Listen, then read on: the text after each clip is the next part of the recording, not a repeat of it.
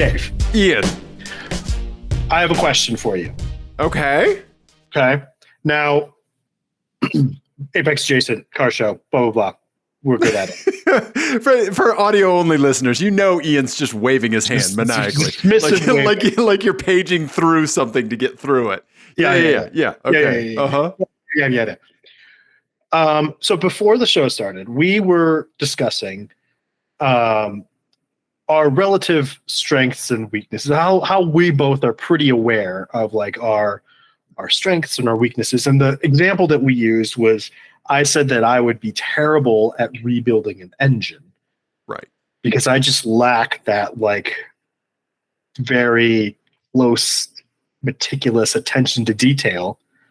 And I believe I used the phrase that I said that I would use all the wrong length bolts and my water jacket would become a water colander. Right. For too long. And I would lose a valve spring in the first 15 minutes. Like, right. And then I can see you just being like, whatever, we have a lot of valve springs. We're moving past it. 15 more of them. What do we need these two? Right.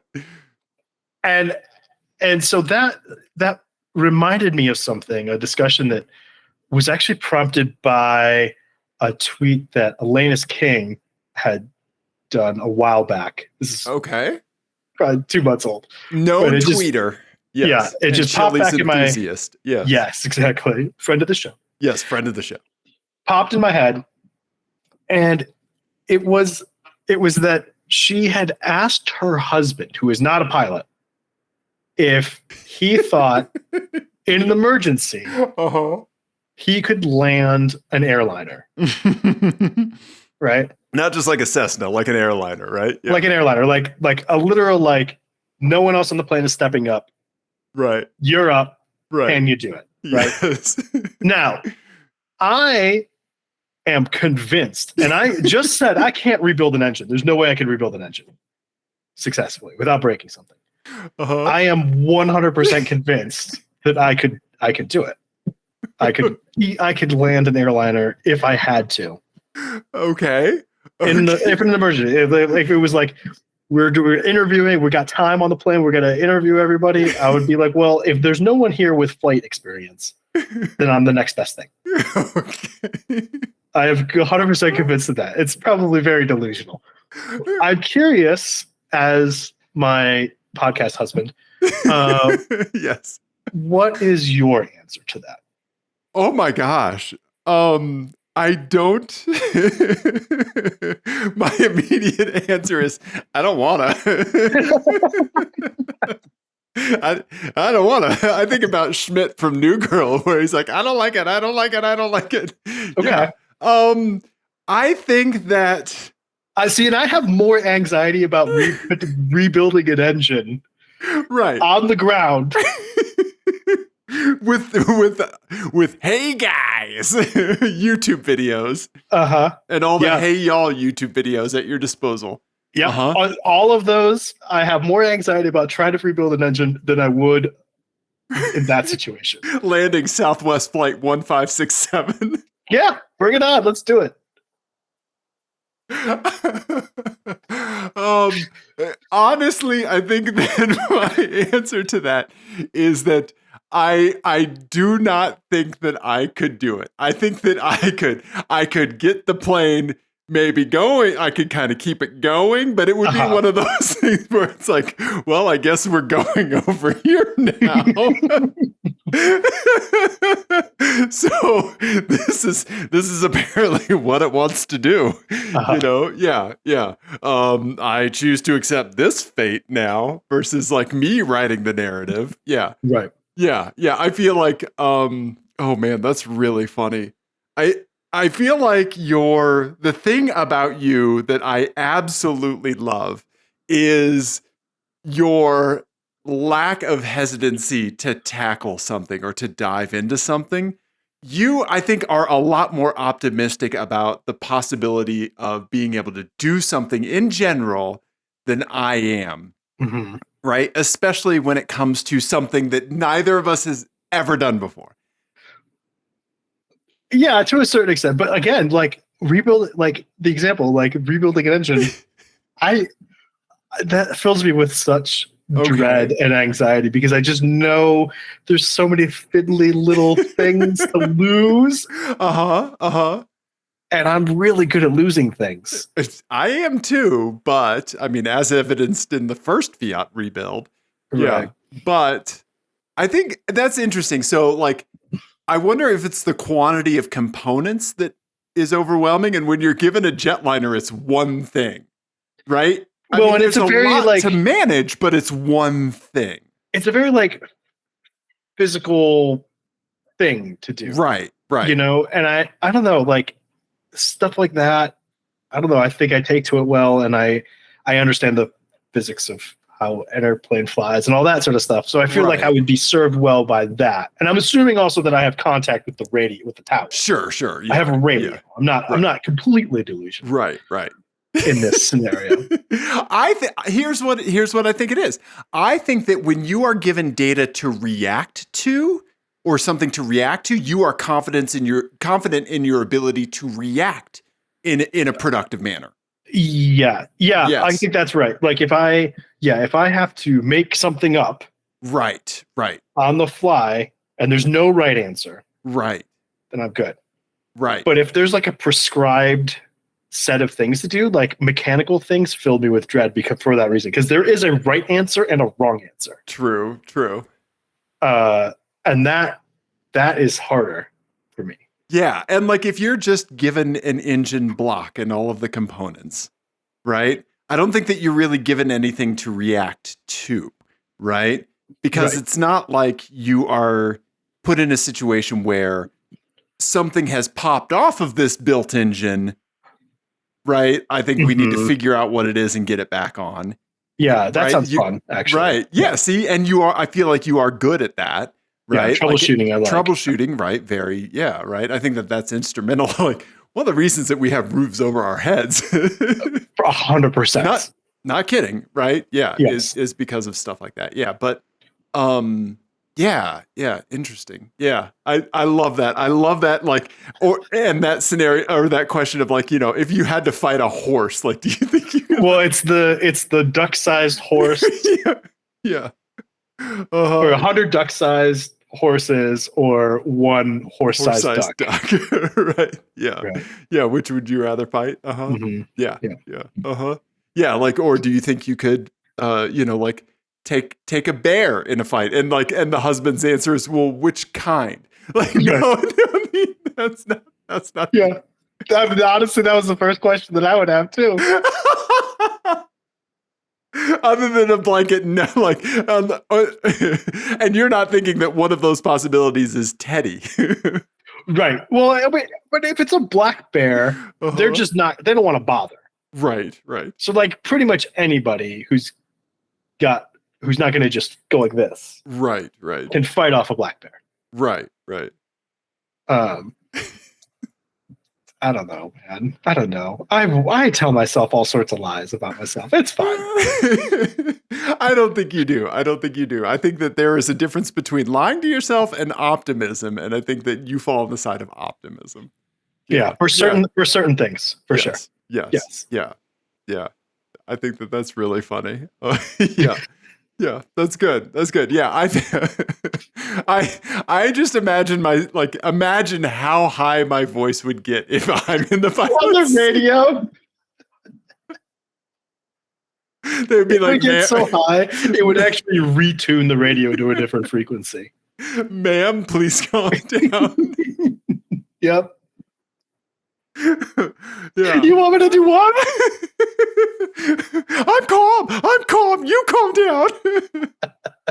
I feel really red right now. I am very red. Yeah.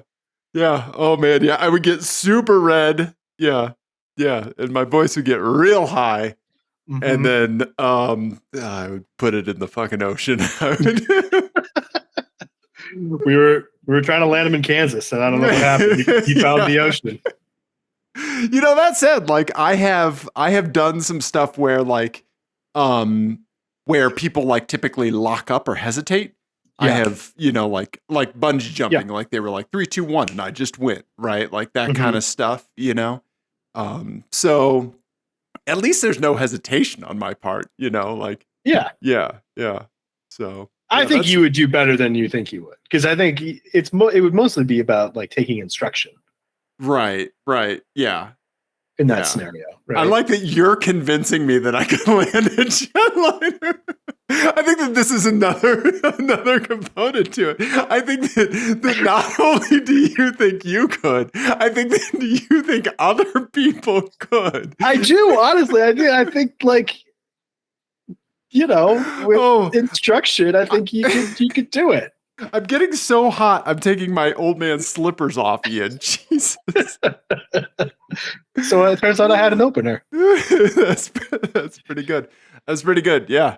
Yeah. Oh, buddy. Yeah. Well, all right. Pilot Ian. Yeah. Yeah. Right. Oh, buddy. It'd be fine. That's his last words were, "It's fine." Yeah. He died as he lived, completely delusional. Thinking he could land a jetliner. Yeah. At one point, he turned to me and asked, "What do you guys want to do after this?" Like, you're on approach and you're like, "You guys want to snack Taco Bell after?" Yeah. I like just going right on. Not even a speed bump. Like after I take out the trash. Yeah, you guys want? Yeah. That's really funny. Right? Yeah, I love you, buddy. I love you, Ian. I love many, many things about you. That's for sure. Yeah. Oh, I think you could do it too. You'd be fine. Yeah. Mm-hmm. Okay. All right. Well, so what should we talk about on this car show? Well, the next thing I think we should talk about is this item right over here. Yes. Because now we can talk about something that I'm not so good at. Okay. All right. Do you want to recap, Ian? Do you want to recap where we left in the previous episode of Apex Adjacent? Mm-hmm.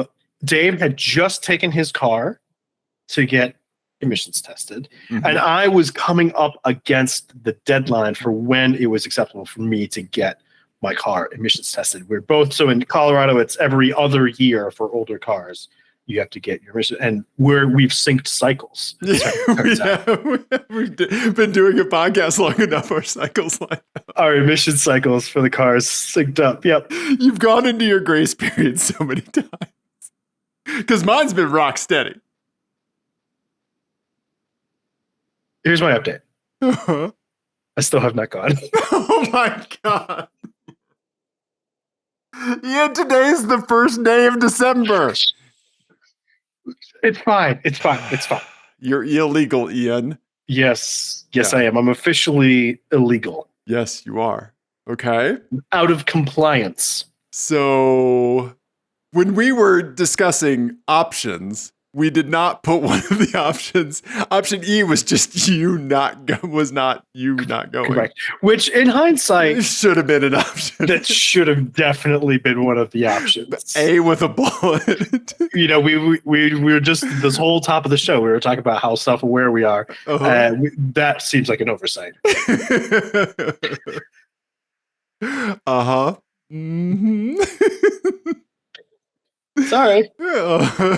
Okay, well then the jury is still out. Mm-hmm. Yeah. Mm-hmm. Yeah. So scenario A is Ian's car gets towed for not having his plates on.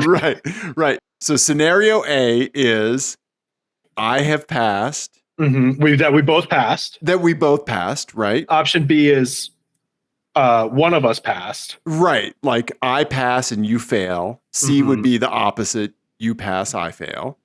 Right? And D was we both failed. And right. E is Ian has a ticket for not getting his car renewed. Ian gets arrested. Yeah. Okay. So there we go. Those are the options, folks. Yeah. Yep. Right? Oh, buddy. Oh, Ian. Okay. Not responsible enough to get my car tags done on time, but can definitely land a jet lag. I do like that when I was talking about like you reacting to a situation, the police have not presented themselves in order for you to There's react. no situation yet. Yeah. Right. The mailer that came to you in the mail that you definitely still have. Yeah. That was not enough to react.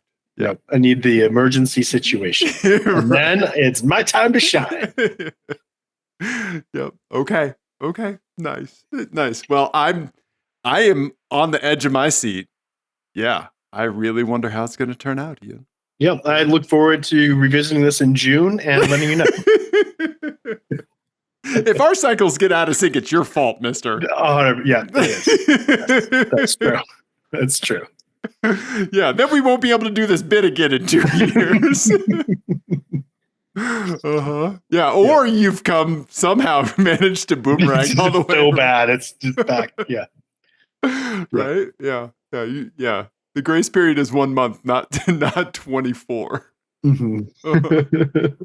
Nice, buddy. Okay. All right. Well, yeah. To be continued. Yeah. Yes. Okay. All right.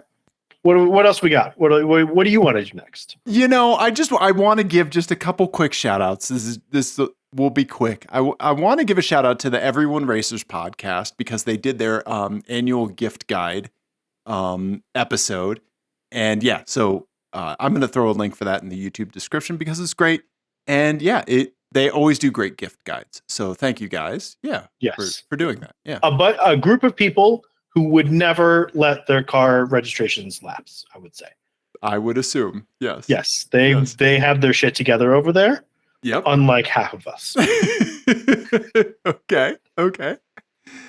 And then I would like to shout out our good buddy PETA. Because PETA has gotten me into a weird rabbit hole. PETA, so I don't know how PETA found this. It's the tentacle stuff, isn't it? Is it the tentacle stuff? That too. Oh, okay, good. But there is an Instagram page that PETA has gotten me hooked into. And I don't know why. I think it's so weird and funny, but it is. But it's these folks here. It's called the Sonoran Avalanche Center.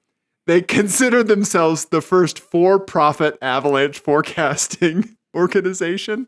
And like typically like a lot in the ski communities, like all of this, yeah, whatever. So they like to say that they're the first for-profit one. Now they have this graphic here, this sack and cactus. I think they're based in Tucson, Arizona.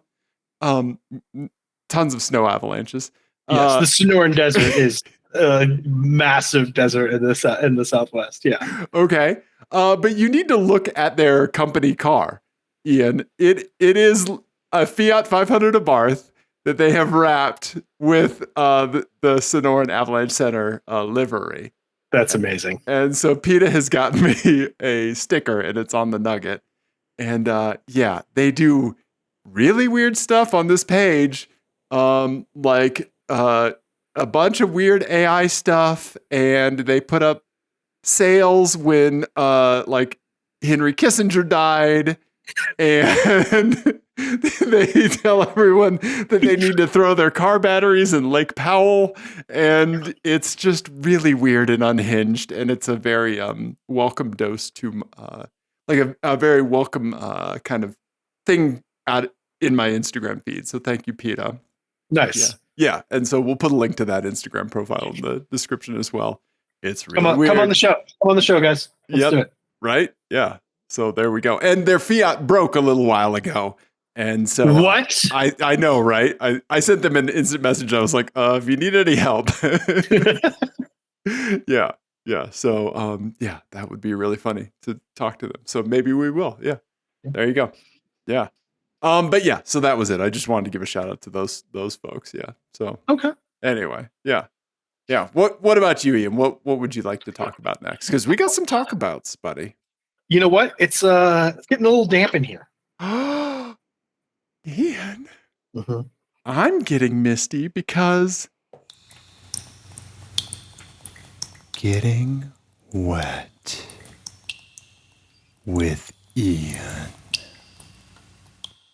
I made version 2.0 of that today, Ian. It's louder. I had almost forgotten about it. It's louder now. Mm-hmm. Yeah. You got to really make the creepiness just like cut through the mix. You got to bring it up in the mix. Yeah. Ian, you let me know that it might be time to get a little humid in the show. Yes. I have a very, very, even by the standards of this segment, very getting wet with Ian. Yes, getting wet with Ian. So this segment, for anyone who doesn't know, is like shower thoughts. So these are like half connected ideas, and I gotta like talk them out. I love this, like two shower heads coming at you. There's an idea over here. There's an idea over here. They're not quite connected. Okay. But there's something there. There's something there, but they're not quite there yet. Okay. And so this is me talking them out on the show. Yes. Nebulous discussions. And sometimes they make sense, and a lot of times they don't. But anyway, so I saw a thing earlier this week, I think. GM has announced that they are cutting a huge part of their spending on Cruise, which is their self-driving thing. When I actually took a video of a Cruise car like fucking up in the middle of an intersection, in San Francisco, and there's been a bunch of these like mishaps with them recently.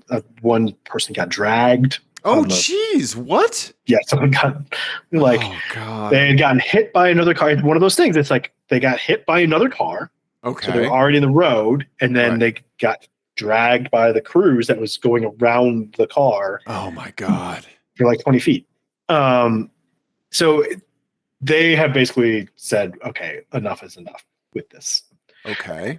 And obviously, I've been thinking a lot about AI stuff lately, because it's, obviously in our industry, it's a huge thing. Yep. And I was been trying to connect it to other things that are happening kind of in the world. And here's where I'm kind of ending up is that I think that we go through these cycles of trying to really like that we kind of balance quantifying things and being okay with qualifying things. You know what I mean? Like, when you are talking about your job, you have like hard skills and you have soft skills, right? Okay. And what makes you really successful, I think people have different ideas about that, right? Like some people say, well, hard skills are the thing that really, really matter. And then other people are like, well, but if you have garbage soft skills, like being able to communicate with someone or, look someone in the eye and have a conversation, like then all the hard skills in the world don't mean anything, right? Okay. So like hard skills are like technical prowess, like that kind of stuff. Soft skills, interpersonal communication, right? Collaboration. Yeah. Okay. Yeah, exactly. The human layer to it. Okay. Exactly. Okay. And I think we're in this time where we've decided that we need to be able to quantify everything, right? Like everything is a problem that AI can solve, or everything is, in the business world, it's like that, what we've talked about in the past of like the private equity brain sort of shit. Right. And I think that people are, I think that there's a swing coming back the other direction, hopefully, because I think we're kind of starting to realize the limits of that, right? Like it's that thing that we talked about a couple of weeks ago where we were talking about like what is a good use case for AI and what isn't. Right. Where like if there's a finite data set, then yes, we can quantify that. We can wrap our heads around that, and we can write computer things to figure that stuff out. Right. Do things with that data set. But if it's infinite, like traffic. Yeah. Yeah. Like one square city block is potentially infinite. Yeah. Right. Yeah. Then I think we're going to run into the limits of the idea that you can quantify everything. Okay. Right. And I And I hope that that means that we are okay with being more comfortable with qualified things. Like a good example would be like school performance, right? Okay. Like test scores versus are you producing human beings? Right. Okay. Okay. Yes. Yes. Okay. Right. That sort of thing.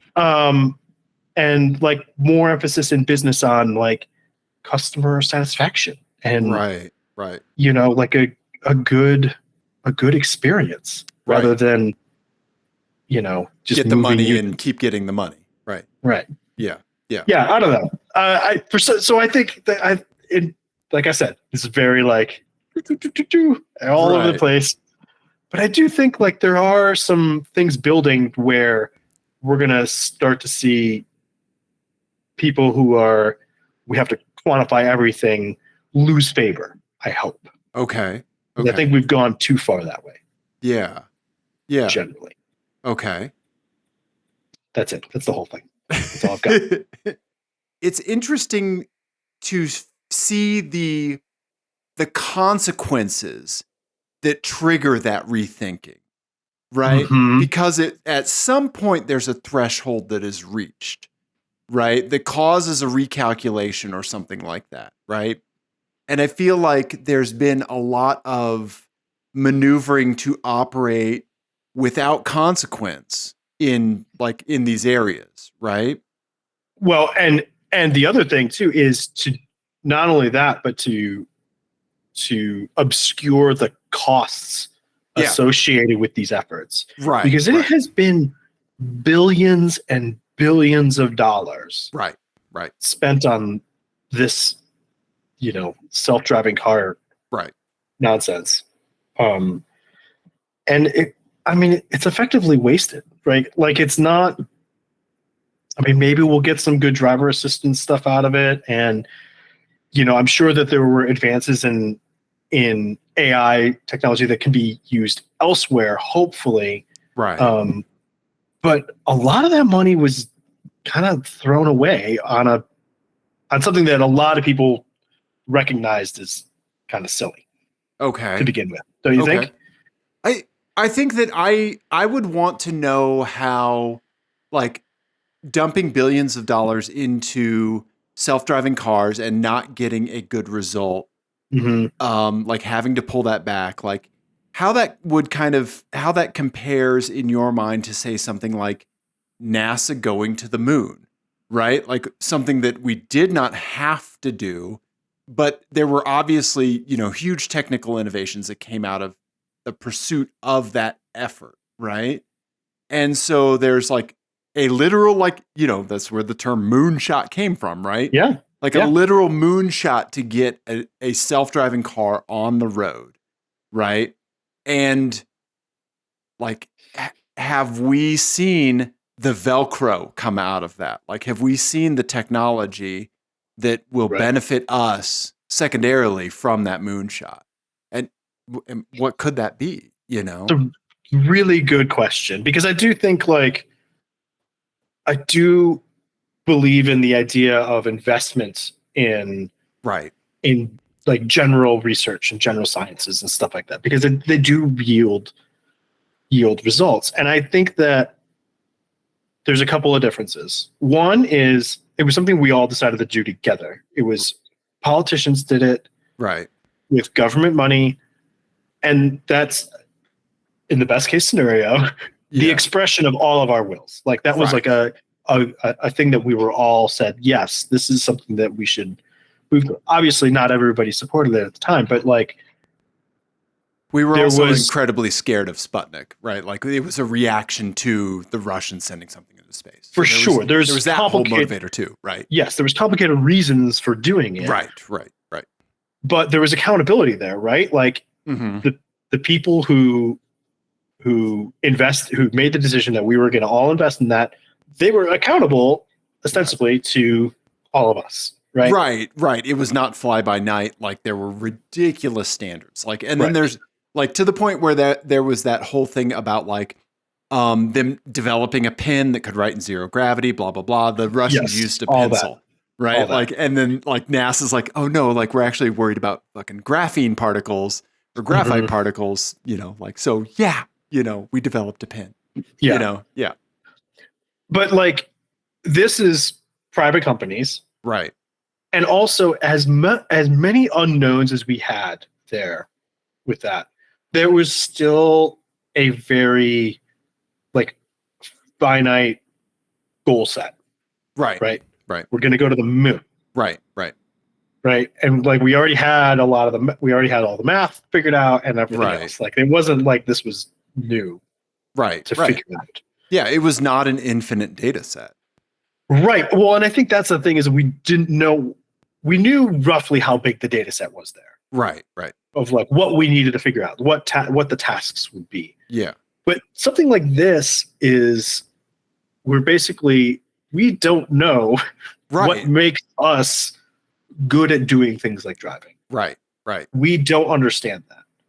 And then we're also going to use a tool set that we don't understand yet either. Right. And we're going to mash those things together with, by the way, humans interacting with it. Right. You know, with as pedestrians, as other drivers, as whatever. And then be like, oh, you know, it's just a shit. I think there is obviously uses for AI Right. and machine learning and all that stuff. Yeah. But like this is dumb. It's like it's just a dumb application for that. The more I learn about it, the more I'm convinced of that. Yes, yes, and I agree. And when I'm comparing it to like a moonshot, just know that it's not coming from my view. I'm trying to like just pose a counter argument. And I do know the difference between like devil's advocate and just being an asshole. No, and I know you didn't take it that way. Yeah, and it's a really good point because I'm of two minds of it. Like I like that stuff. We like innovation. Yeah, right. Mm-hmm. But I think that one difference that jumps out to me between like, you know, going to the moon and AI automated driving is that the end goal of going to the moon was basically like to protect the human species. It was seen as a step towards advancing and protecting the human species, right? Mm-hmm. Like when I look at the initiatives for automated driving, it is a cash grab first, and then they're like, "Oh, you'll never have an accident." But it's always like it is always motivated by profit first, and being the ones to own the patents, to like have that to pay their bills first, then think about the human impact of it second. Right. Right. Yeah. Right. Yeah. Yeah. I mean, totally, and I think that is again. I think. Not to bring it back to politics, but like that's part of the concern that people have with kind of private entities doing some of this stuff is that there is no accountability other than to their shareholders, but they don't give a shit, right? Like they don't care about the workers, they don't care about the consumers, they don't care about anybody except for them. They're so far removed from all that stuff. Right. You know, it doesn't really matter to them. Exactly.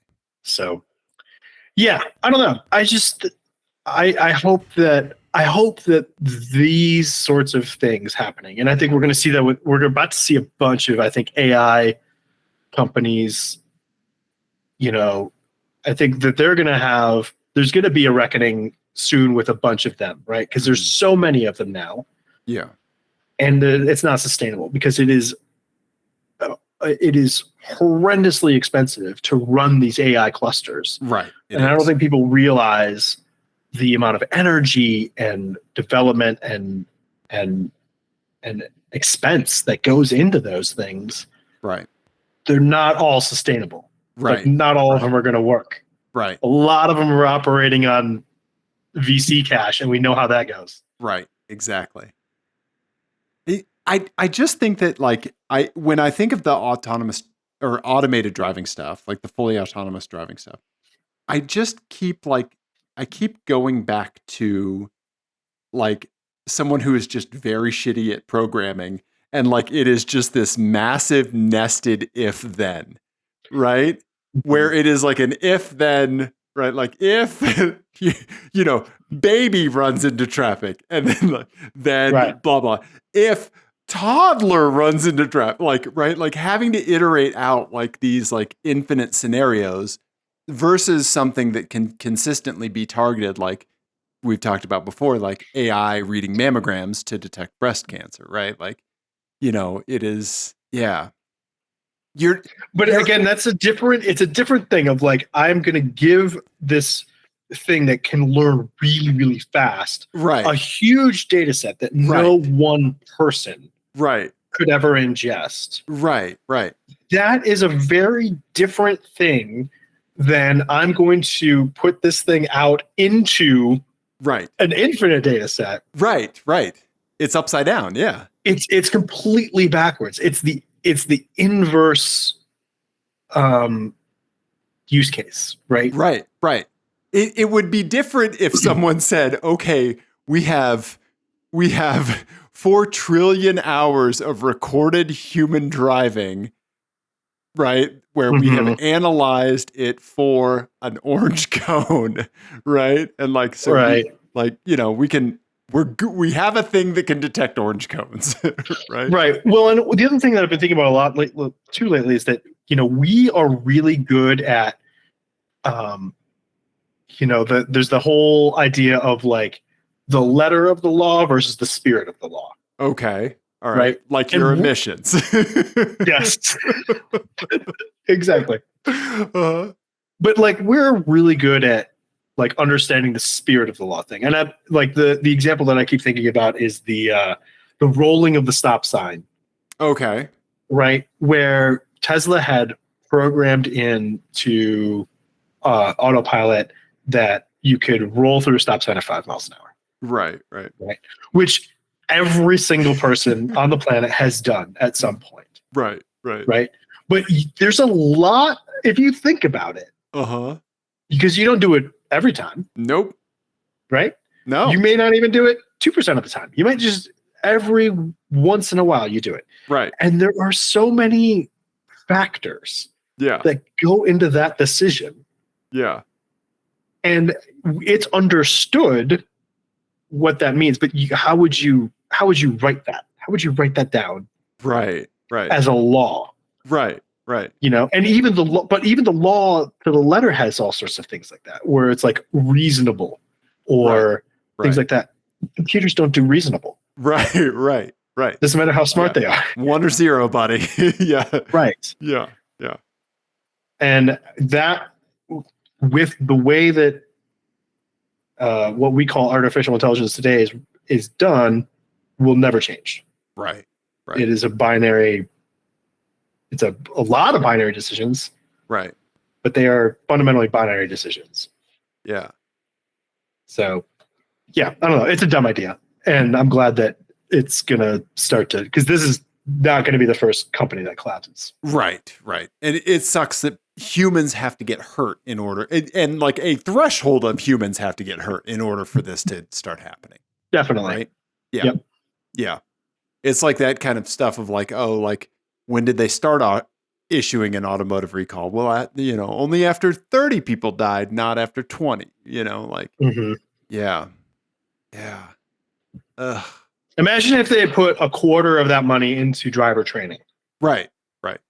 You know? Right. Yeah. Or protected bike lanes, or what, you know, any other number of things that we know are good for public safety on the roads. Right. Right. You know. Yeah. It's just it's a wasted opportunity. Right. Right. Anyway, public transportation, removing the quantity of variables on the road. Right. Right. Yeah. Yeah. Huh. Oh, buddy. Yeah. So yeah. Anyway, everything's not ones and zeros. We should embrace that more fully. That's my shower thesis for this evening. Getting wet with Ian. I still don't like it. Still don't like it. I don't give a shit. That's the correct response. Yes. Yeah. Pappy didn't buy a soundboard. Other Pappy did. Yeah. Yep. Yeah. Well, I appreciate you bringing some humidity into the virtual blanket fort tonight, because I think that that's a good discussion. Yeah. Okay. Well. Yeah. Yeah. Fucking hell. Yeah. Anyway, should we lighten it up a little bit? We certainly can. We certainly can. A license plate game? We can. Yeah. Yeah, absolutely, buddy. You have one for me? Mm-hmm. Okay. All right. All right. You ready? Yeah, let's do it. This one's called I'm Not Sassy, You're Sassy. I'm not sassy, you're sassy. Okay. All right. There's just sassy plates. Okay. Sassy. Hey, sometimes somebody's got to bring the sass with the plate. Okay. All right. Here we go. Huh. Okay. Oh, yeah. Okay. All right. So we have a Mini Cooper Clubman S up at the top, or Countryman maybe? I think so, yes. Yep. Countryman, I think. In that kind of like darker tan beige. Mm-hmm. Then we have an Infinity G37, which I can only with a heart earth kind of thing on the tow hook, I can only assume this is being driven as if it was a Nissan Altima at Mach bejesus. Okay. And weaving in and out of traffic.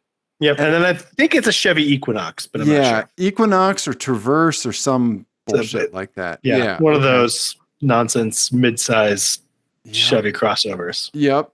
The Chevy answer to the Dodge Journey that no one was asking for. Yeah. Right? Okay. And then the plates. I love these. Bye, boys. Bye, boys. And then K. Exactly how I read it. Yeah. K-A-Y. And then woo. Mm-hmm. Okay. Do you think that the woo plate is more of like a woo girl at the club? Like, woo! Or like a Kenny Powers, woo! Kind of. Yeah, I don't want to answer. What's his name? Howard Dean. Yeah. Oh, right. Yeah. Well, I don't want to answer because I know what car it goes on, and I'm afraid that my answer would color your. Gotcha. That's a good instinct. Your solution. Okay. Damn, I tried to get it out of you. Mm-hmm. Okay. All right. Let's do some zoomies and enhances, buddy. I'm going to apologize. I think the photo quality. I took all of these pictures, and all of the photo qualities are terrible. So I don't know what was going on. I think I need to roast you because you roast anybody that happens to have one dead bug on their windshield, mister. I know. Yeah. Okay. So the Mini Cooper, there's really nothing to go on. They have a front simple black license plate frame. Mm-hmm. And other than they bought a Mini Cooper Countryman. And they reverse into parking spots. Oh, see, thank you. See, I would have missed that, Ian. They reverse into parking spots. Yep. Okay. All right. Then we have the G37, G35, whatever it is. It's the 37, I believe. The 4-door. And then it's got one of those tow hook things that people buy at Pep Boys or on Amazon and they put on their cars. Okay. Yep. Yeah. And this is like the tow hook thing that is not at all a tow hook thing. It is just a piece of cloth with like a metal. It's a very JDM car culture thing. To like have it dangling. Yes. Yeah. It's like I saw another Infinity today. I saw another Infinity today with one of those. Okay. Yep. Yeah. Okay. All right. And then, just the Equinox, just in black. Not much to go on. Boy, this is a tough one. Okay. I am going to put Bye Boys on the Infinity. Okay. All right. The backup to that would be on the Mini, just because it's actually somewhat quick. Right. And I think that Bye Boys is an owner of a car that thinks at least in some way it is quick. Yeah. Yeah. I will say, by the way, I would put Bye Boys and I read it in my head whenever I read this. It's Bye Boys. Yeah.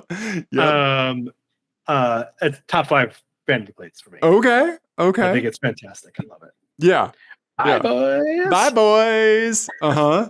With the Z? Come on. Yeah. Yeah, with the Z, that makes it. Yeah. Okay. Anyway, sorry. I really want to put K on the Chevy Traverse just because that is the most K vehicle out of these. Okay. Which I guess would mean woo is on the Mini Cooper. Mm-hmm. But I have a feeling I got them all wrong. I don't know. This one is interesting. Somebody else next to the Mini Cooper backed in as well.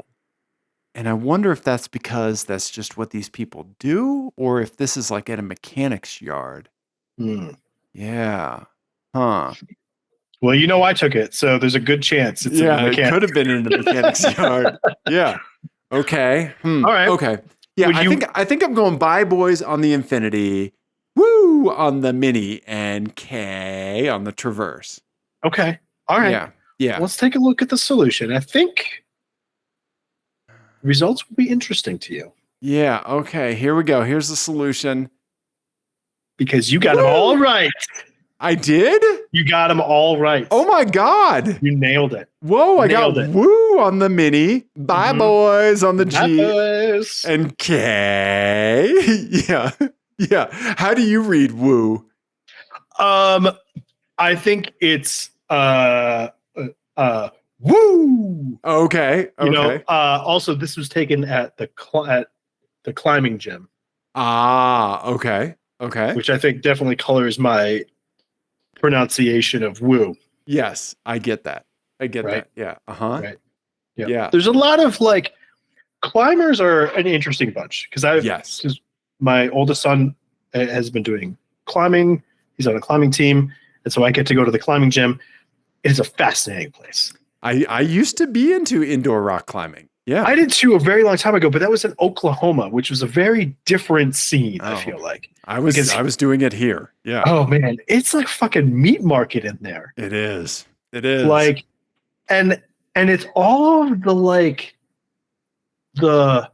it's the friendly jocks. Yes. Very approachable, very nice.